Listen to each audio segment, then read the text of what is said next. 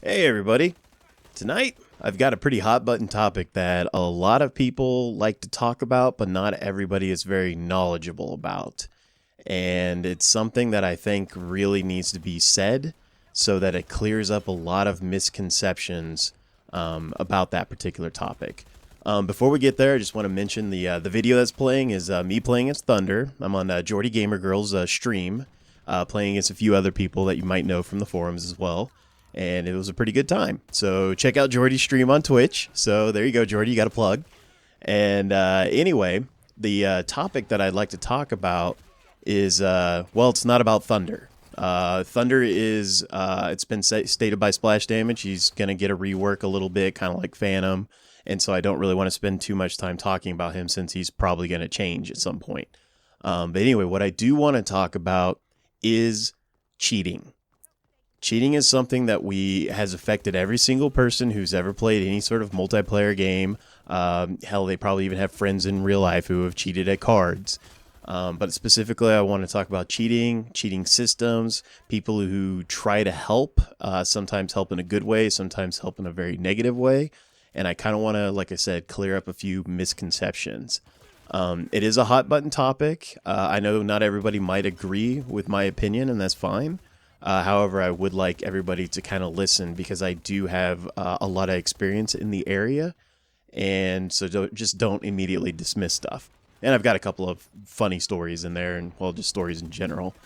Anyway, I do have quite a bit of experience with AntiCheat Systems, with anti-cheat developers. I've worked directly with Punkbuster. I've worked with VAC.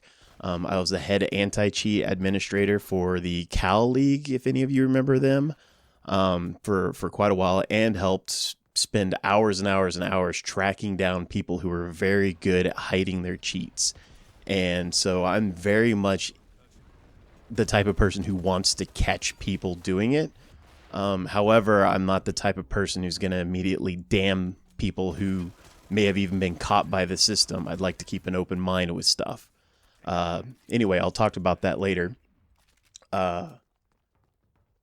Kind of one of the reasons, let me segue, I guess, from that. One of the reasons why I don't immediately go after people and damn them or want to, burn them at the stake is there are very rare instances, and this is very rare, but it does happen. There are circumstances which people can get caught in cheating or by a cheat system, but not actually have been cheating. A good example of that was from Call of Duty 1 that was PC only, the CPL, which was the only big league at the time in the entire world for any game for esports. And in fact, this was probably before esports was even a term. And anyway, this guy, he was on one of the best Call of Duty teams and was a very, very good sniper and just good player in general. And so naturally, a lot of lower tier players thought he was kind of fishy sometimes. And one day he got banned by Punkbuster. And pretty much every league, every admin, every player just kind of disowned the guy and tried to distance themselves and try to hold him up as an example of this is what could happen to you if you cheat. They wanted that example. Me, I actually listened to the guy's story. I started talking to a couple people. I checked a few things out. And then I got his Punkbuster ID. Well, we always had access to his Punkbuster ID due to server logs. But anyway, I talked to him a little bit, and then I talked to Punkbuster, I had a relationship with, and they told me, and they don't normally specify exactly what you got banned for obvious reasons. You don't really want to tell people what they got banned for because then they'll just avoid it in the future. But anyway, I was able to identify exactly what got him banned.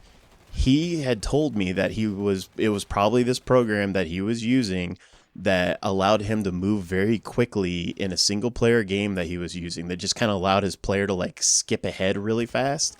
And he left it on while he started up Call of Duty. And then Punkbuster scans these programs that are, running in the background, and it banned him. So you would say, well, if it doesn't work in Call of Duty, why'd it ban him? This was actually a cheat that used to work in the Quake 3 engine, which Call of Duty uses, but had not worked in the Quake 3 engine for a very, very long time and was verified to not work at all in Call of Duty. We even had a couple of people go through like offline and check to make sure that it didn't work, and it didn't. So the guy's story actually checked out, and it synced up with what Punkbuster told me. So there were people who still wanted to hold him up as an example, like, don't cheat. And they wanted to use him as his point of reference. And it didn't sit well with me at all. And so as a league administrator at the time, I campaigned to get him not only unbanned from Cal, but when you're banned from Cal, you're also banned from CPL play, which was the LAN version of Cal. You had to qualify through Cal to play in the CPL. And I campaigned to get him unbanned because I felt he was unfairly banned. And luckily, due to people being sensible and finally listening, they did. And the guy was able to play. And on LAN, him and his team went on to win the whole thing. So that was, that's a very rare thing, but it does happen.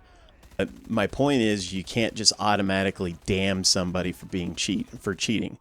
However, I do want to call out cheaters in general. If you are intentionally cheating, you might actually be of the opinion that you're not really harming much of anything, but you're screwing with a lot of people's downtime. Like, there are people who need to unwind. They've had a hard day at work and they want to come home and they want to have fun with a multiplayer game because that's what they do to have fun. That's what they do to relieve stress and to have a good time. Well, they can't have that good time if you are, constantly cheating and messing with them. So I just want all those people to be banned. Anybody who intentionally cheats like that, I want them gone. And with that said, I'll kind of move on to my next point here, which is talking about why people cheat. There are people who believe that others are cheating, and so they download a cheat. Some people are just kind of pranksters and don't think they're severely affecting people's lives, even though we've kind of gone over that, yeah, you're messing with people's downtime. That can be a pretty big thing in some people's cases, so it's just not a good idea. There's some people who do it just because they love griefing. They're just kind of sadistic assholes, and sadly those people exist, and I know a few of them. Some do it because they just need attention. They just want any kind of attention, even if it's negative. And so it kind of drives them to do what they do. And then there's some people who are just making the cheats and they want to advertise them. They go on server, you've seen them. They spam their website and they just want to advertise. So there are definitely quite a few reasons as to why people cheat.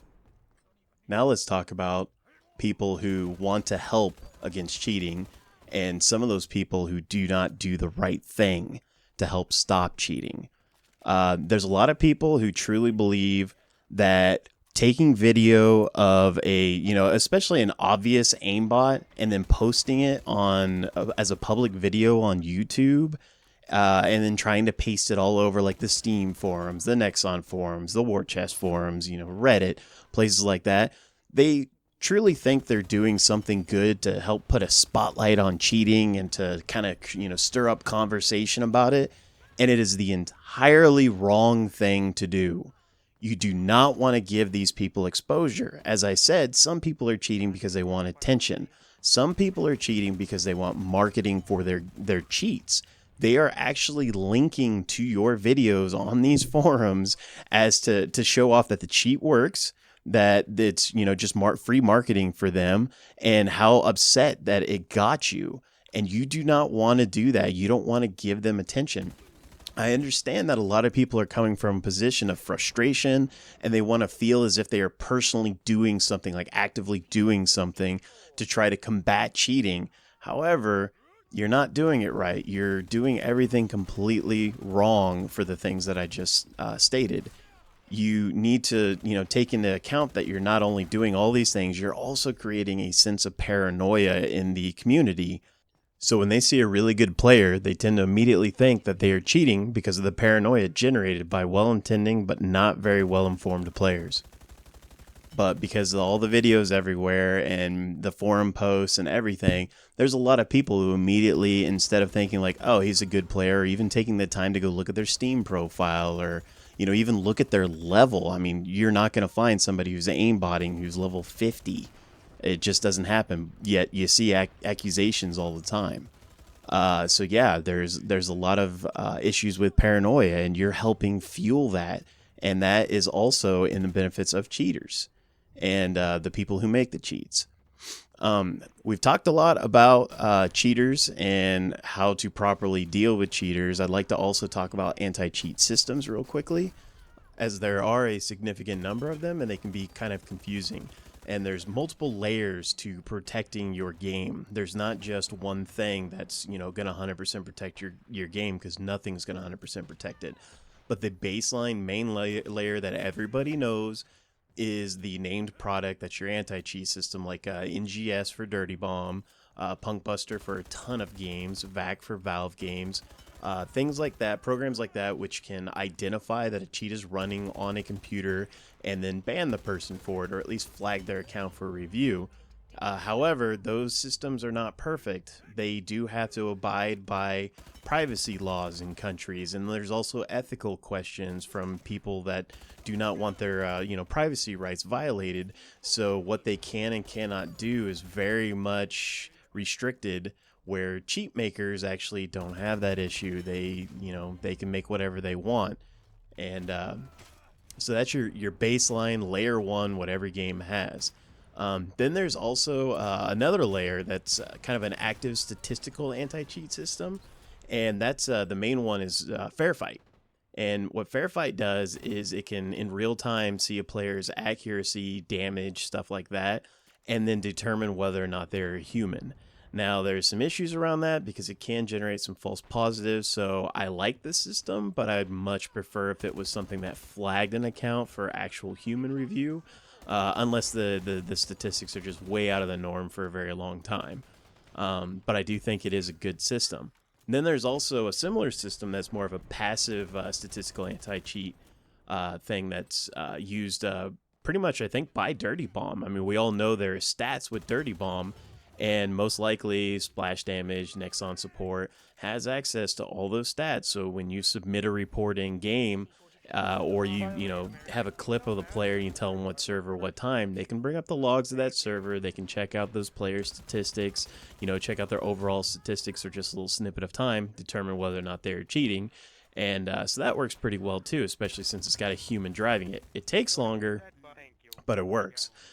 Then there's systems like what CSGO has, and I think it's only CSGO that has this, that's called Overwatch, where there are players that can get a status within the game that allows them to view demos anonymously. It doesn't include any player names or anything like that, and it also will throw demos at you of people that aren't actually cheating, just to make sure that you're accurate when you're doing it. So it's kind of a cool system, very good, but it's also very complex and probably not something that Splash Damage would be able to do for Dirty Bomb. Then there is the community layer, which is a very important part. A lot of people tend to forget that the community layer is a huge part of the anti-cheat effort for these games. They can't be fully taken care of by the baseline systems or any of the other things I've talked about. So you dropping into spec, making sure that, somebody's aimbotting or wall hacking, or even if you even kind of suspect it, might as well report them, because there's tools other people have that you do not have access to that can help verify this. And there's people that will jump on server and even go watch them, stuff like that. I know, like, support in a ton of games do. So the community layer is very, very important, which also extends out to leagues. Leagues have a lot of very, well versed people with anti-cheat efforts, and they try to make sure that players are playing right. And if they find somebody that they don't believe is playing right, they'll have it, they'll gather evidence, they'll have it peer reviewed, and then they will determine whether or not that player is cheating or not. And then leagues can use, a ban list like that. You don't normally want to go down the road of ban lists, but in those particular situations, they work really, really well. And those are pretty much all the layers of anti-cheat. There's probably a few others, but those are kind of the main ones.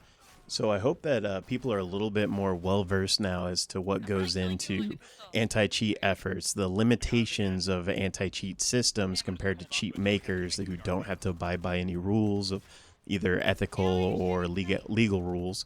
And also that, sometimes when you're trying to help, I know a lot of people are meaning really well, but you go about it wrong and you end up actually making the problem worse.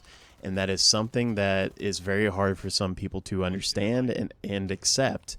and because they really want to feel like they're doing something positive, and it comes from a good place, but it just doesn't work.